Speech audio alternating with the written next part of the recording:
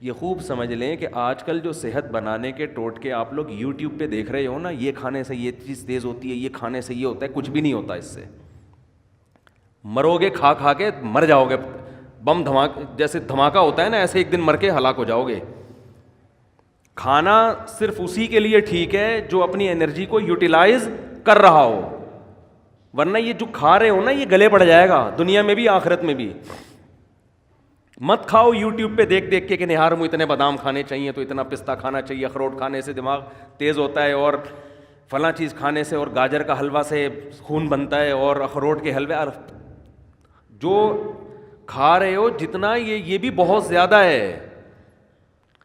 ایک گلاس صبح دودھ پینے سے یہ فائدہ ہوتا ہے؟ نہیں ہوتا فائدہ بالکل ہی. یہ ان لوگوں کے لیے ہوتا ہے جو دودھ کو پھر یوٹیلائز کریں، انرجی کہیں کھپے تو صحیح.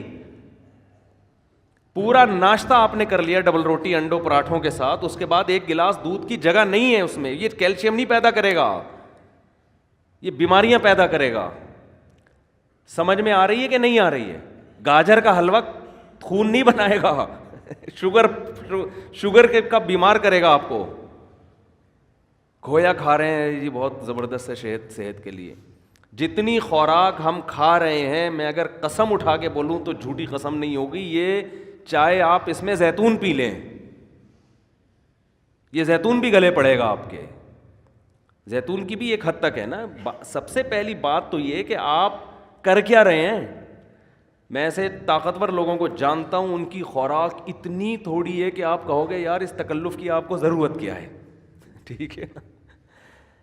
تو جیسے خوب ذہن میں رکھیں، انسان کی میں صحت بنتی ہے ورزش کرنے سے، ایکسرسائز کرنے سے. تھوڑا کھائے، اچھا کھائے. یا تو جم جا رہا ہو نا، کوئی اتنے ڈنڈ پیل رہا ہو، پھر بکرے پھوڑ دے، کوئی مسئلہ نہیں ہے. اتنا زیادہ ایکسرسائز کر رہا ہو جیسے یہ جم والے کر رہے ہوتے ہیں، پھر بکرے کھا لیں، کوئی اپنے خرچے پہ اگر کھا رہے ہیں. لیکن آپ کے لیے بکرے کا گوشت، مچھلی، دودھ، مکھن اور وٹامن ڈی کے لیے اور پتہ نہیں کیا کیا لے رہے ہیں، یہ کوئی اس سے اور مرو گے، صحیح ہے نا، برباد ہو جاؤ گے، اس کا کوئی فائدہ نہیں ہے.